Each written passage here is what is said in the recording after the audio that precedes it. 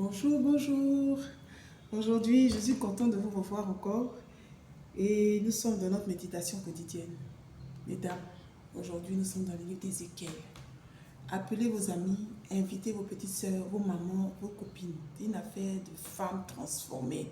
C'est une affaire de femmes transformées et Dieu nous invite dans le livre d'Ézéchiel pour cette première saison, cette première séance. Je me couvre encore la tête. Je vous invite à couvrir. Quand on lit le livre de 1 Corinthiens, chapitre 1, verset 6, il est écrit « Car si une femme n'est pas voilée, qu'elle se coupe aussi les cheveux. Or, s'il est honteux pour une femme d'avoir les cheveux coupés ou d'être rasée, qu'elle se voile. » Dieu ne parle pas à notre corps. Notre corps va simplement aller après dans un tambour. Mais Dieu se préoccupe de notre âme. Dans le monde spirituel, c'est l'âme qui est obéissante à Dieu. C'est l'âme qui a eu ses révélations, qui marche dans cette obéissance. Alors, par obéissance, l'âme sans le corps n'est rien. Et bien voilà, c'est parce que l'âme habite dans mon corps que j'arrive à bouger.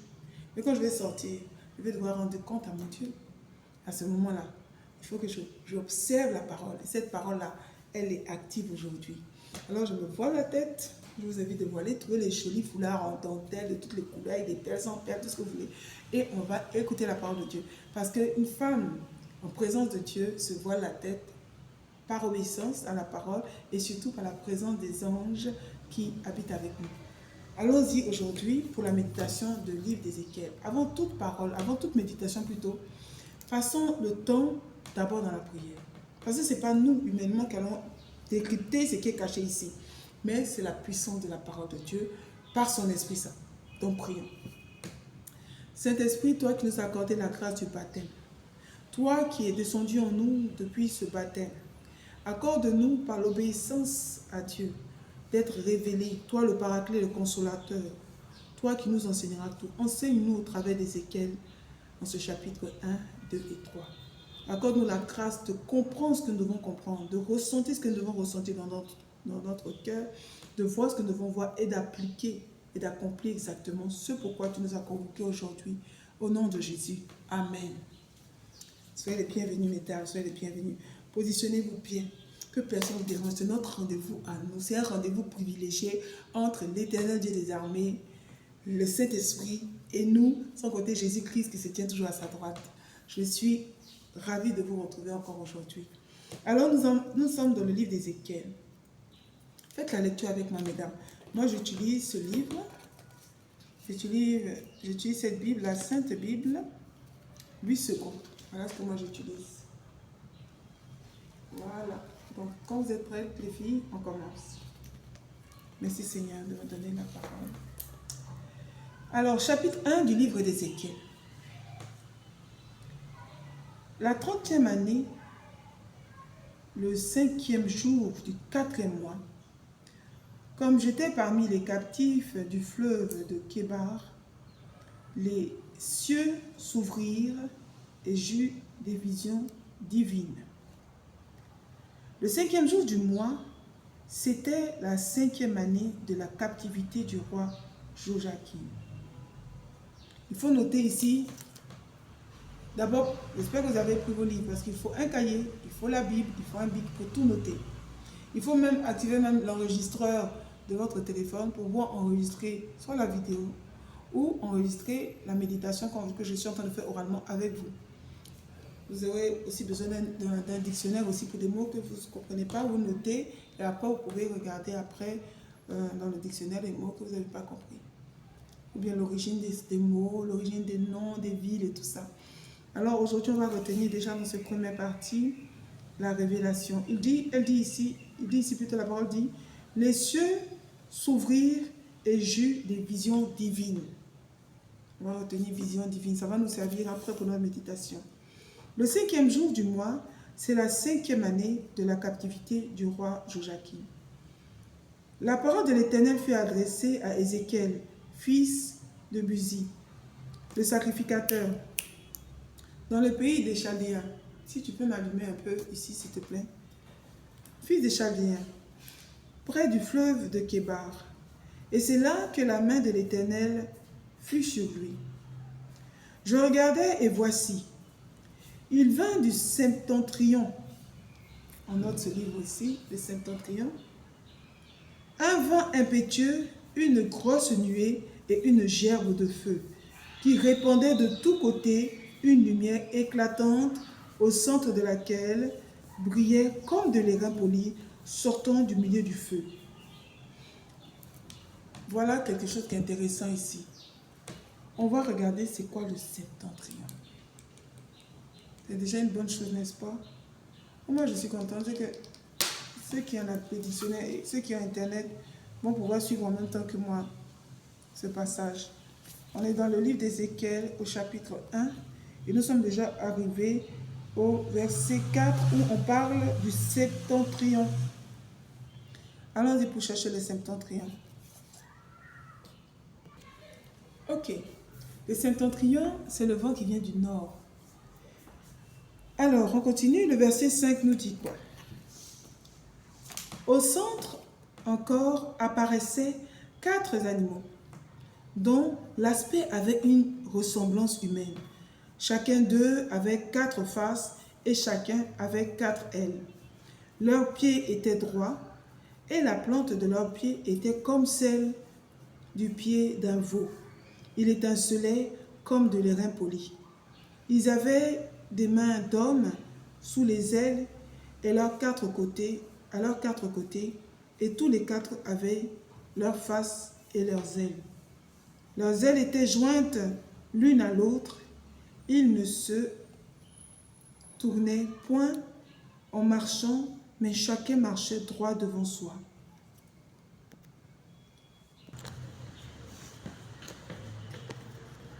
Excusez-moi, l'écran veut s'éteindre. On va l'aider à s'allumer un peu. Alors on continue. Verset 8. Ils avaient des mains d'hommes sous les ailes à leurs 4 côtés. À tous les 4 avaient leurs faces, et tous les 4 avaient leurs faces et leurs ailes. Leurs ailes étaient jointes l'une à l'autre. Ils ne se tournaient point en marchant, mais chacun marchait droit devant soi. Quant à la figure de leur face, bon, on va s'arrêter un peu là. Déjà, on va comprendre quelque chose. Ézéchiel, qu'est-ce qui va se passer? Dans le verset 1, Ézéchiel reçoit une vision. Et il reçoit des images de cette vision.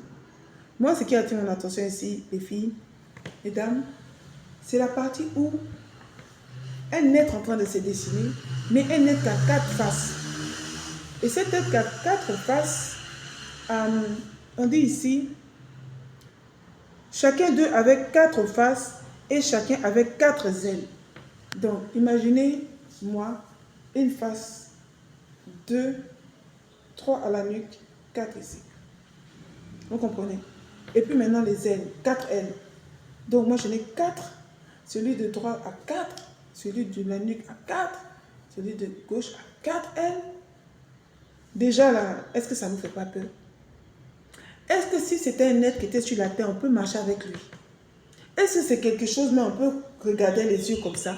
Une personne qui a 4 faces, sans compter les ailes, 4 chacun. Je pense qu'il y a longtemps on a fui, n'est-ce pas? Bon, continuons. Parce que plus on va évoluer, on va savoir c'est qui au juste cette personne-là. On a tendance à imaginer les choses, on pense que c'est tout est beau, il y a des petits papillons, il y a des petits pastels, des trucs qui scintillent, qui brillent, tout est mignon. Mais regardez ici, c'est comment ça fait peur. On parle souvent des sorciers, mais regardez ici, une affaire de 4 faces, chacun a 4 ailes. Allons-y. Verset 9. Leurs ailes étaient jointes l'une à l'autre. Ils ne se tournaient point en marchant, mais chacun marchait droit devant soi. Vous êtes d'accord avec moi si les 4 personnes sont collées? Si chacun doit marcher droit devant lui, n'est-ce pas qu'ils vont se séparer? Mais ils ne se séparent pas. Chacun marche droit devant lui sans se séparer. Est-ce que vous voyez la dimension de l'extraordinaire qui se trouve ici? Moi, personnellement, ça me fait peur. Parce que quelque chose qui vient devant moi, même telle notre face qui part à droite, l'autre face qui part à gauche, l'autre face qui part dans le nord, l'autre face qui passe au sud, chacun regarde droit devant lui.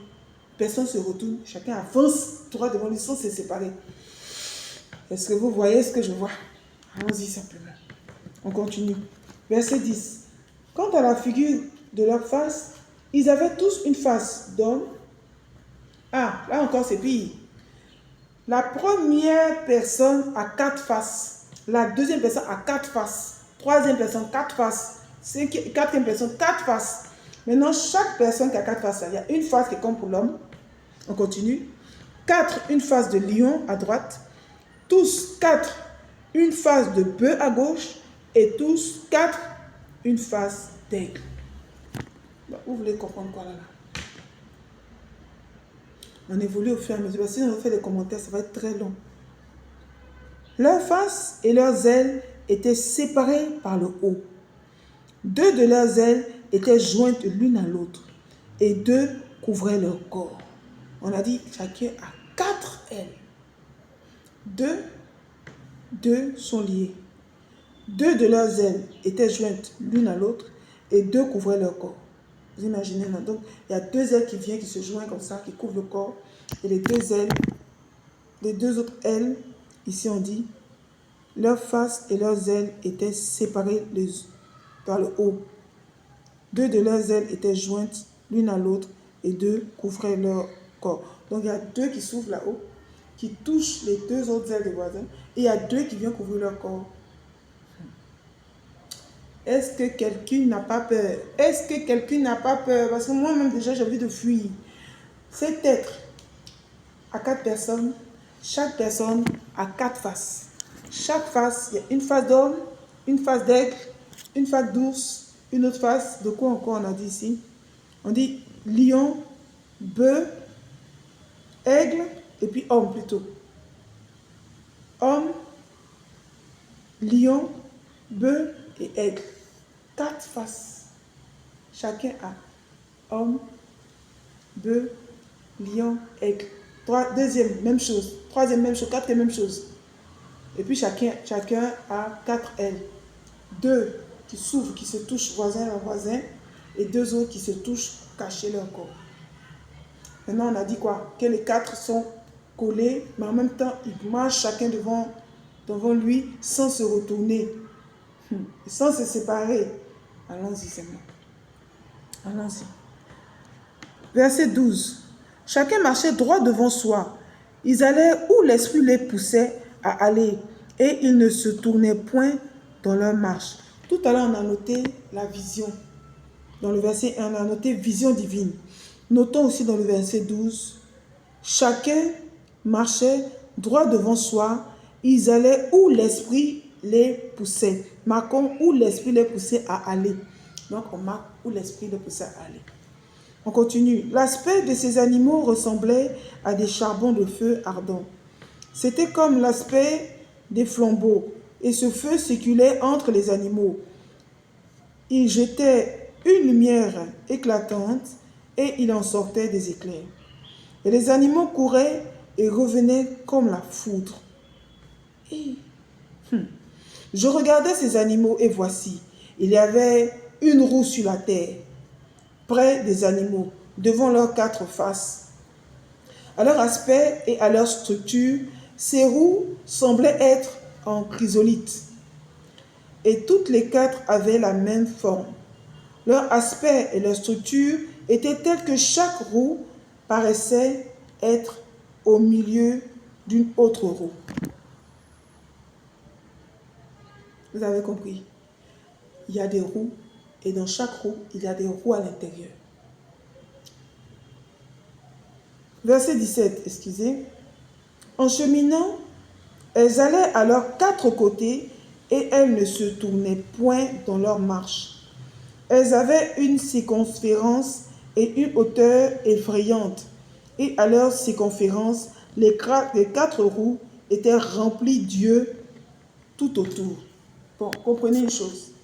Nous avons une roue. Donc, on dessine une roue comme ça.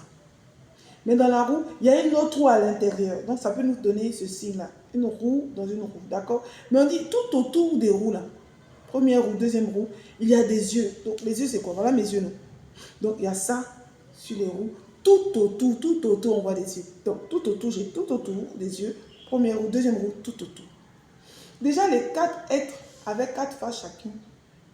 Homme, lion, bœuf et aigle. Ça ne nous suffisait pas, hein? Ils ont ajouté 4 ailes. 2 qui se touchent par rapport aux 4 autres. Et 2 autres qui cachent leur corps. Mais on dit devant eux encore, il y a des roues.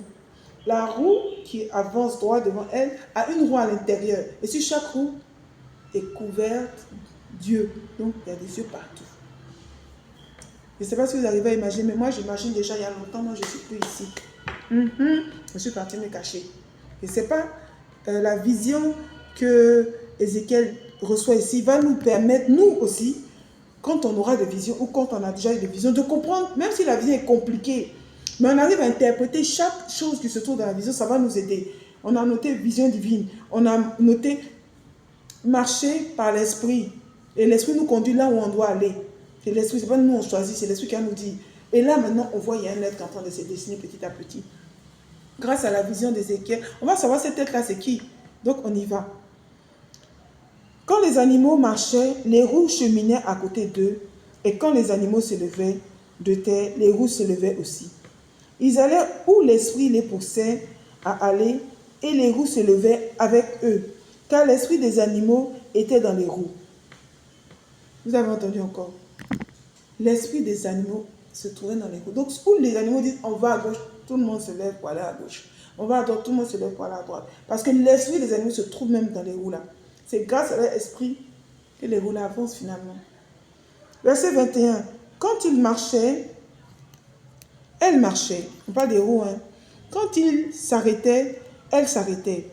Quand ils se levaient de terre, les roues se levaient avec eux, car l'esprit des animaux était dans les roues. Verset 22. Au-dessus des têtes des animaux, il y avait comme un ciel de cristal resplendissant qui s'étendait sur leurs têtes dans le haut. Sous ce ciel, leurs ailes étaient droites, l'une contre l'autre. Donc comme ça. Et on avait chacun d'eux qui les couvrait, comme on a dit tantôt. Chacun d'eux les couvrait. Chacun d'eux qui couvrait leur corps. J'entendis le bruit de leurs ailes quand ils marchaient, pareil au bruit de grosses eaux. Pour celles qui vont à la plage, souvent vous entendez le bruit des vagues, là, souvent ce que ça fait. Donc on dit les ailes là font le bruit des grandes eaux. Ou à la voix du Tout-Puissant. C'était un bruit tumultueux, comme celui d'une armée. Quand ils s'arrêtaient, ils laissaient tomber leurs ailes. Et il se faisait un bruit qui partait du ciel étendu sur la tête lorsqu'ils s'arrêtaient et laissaient tomber leurs ailes. Au-dessus du ciel, verset 26 maintenant, au-dessus du ciel qui était sur leur tête, il y avait quelque chose de semblable à une pierre de saphir en forme de trône. Et sur cette forme de trône apparaissait comme une figure d'homme placée dessus en haut. Donc il y a les 4 êtres qui sont, je pense, dos à dos. Parce qu'on dit chacun regardait droit devant lui. Mais on dit au-dessus alors de ces 4 êtres-là se trouvait encore une autre tête. On dit comme semblable à une pierre de saphir en forme de trône. Ah, c'est plutôt un trône. Et sur cette forme de trône apparaissait comme une figure d'homme placé dessus en haut. Donc il y a un trône au-dessus des 4. Et sur ce trône, il y a comme un visage d'homme. Et il dit, et que j'aime bien dit, comme une figure d'homme placée dessus en haut. Donc c'est même pas sur le trône, mais c'est placé dessus sur le trône en haut. On y va. Verset 27. Je vis encore comme de l'airain poli, comme du feu, au-dedans duquel était cet homme, et qui rayonnait tout autour, depuis la forme de ses reins jusqu'en haut, et depuis la forme de ses reins jusqu'en bas. C'est comme 2 faisceaux de lumière qui se... Voilà, un qui éclaire à partir du rein jusqu'en bas, un qui éclaire à partir du rein jusqu'en haut. Donc c'est plutôt comme ça, ouais, ça s'éclaire par le haut, ça s'éclaire par le bas. J'arrive pas à imaginer, hein. J'essaie de coller les trucs, mais ça me donne quelque chose. On va regarder après. Moi, ce que j'aime faire, je regarde sur Internet comment des dessinateurs ont pu imaginer la vision d'Ézéchiel. Donc, je vais mettre tout à l'heure et vous montrer ce que ça peut donner à peu près. La vision d'Ézéchiel. On va regarder ensemble qu'est-ce que ça peut donner, la vision d'Ézéchiel. Quelque chose d'extraordinaire. C'est parce que c'est riche en informations. On va terminer le chapitre 1er. On dit, verset 28.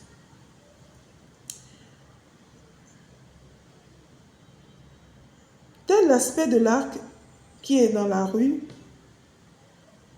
qui est dans la nuée plutôt, en un jour de pluie, donc un arc qu'on voit souvent dans un jour de pluie dans la nuée, ainsi était l'aspect de cette lumière éclatante qui l'entourait. C'était une image de la gloire de l'Éternel. Amen. Est-ce que vous entendez quelque chose? La manière dont la nuée apparaît en un temps de pluie, c'est un peu sombre. Et puis on dit il y a comme un arc à l'intérieur lumineux. C'est comme ça, cet être apparaît. On dit c'était une image de la gloire de l'Éternel. Une image. Ce n'est même pas la gloire, c'est encore l'image de sa gloire. Ça venait pour dire, voilà la gloire de l'Éternel, voici une image. À cette vue, je tombais sur ma face et j'entendis la voix de quelqu'un qui parlait. Le chapitre 1er vient de s'arrêter. Et nous allons dire quoi ici? Nous allons prier encore et demander au Saint-Esprit de nous montrer exactement qu'est-ce que nous devons retenir dans ce texte qui est très riche en informations. Saint-Esprit, merci de nous montrer ce que nous devons retenir ici. Qu'est-ce que nous devons comprendre? Moi, avec mes sœurs qui me suivent ici, merci de nous révéler l'identité parfaite de la gloire de Dieu, afin que nous puissions habiter cette image en nous, afin que nous puissions craindre cette image en nous et être transformés par la présence de Dieu dans notre vie, au nom de Jésus.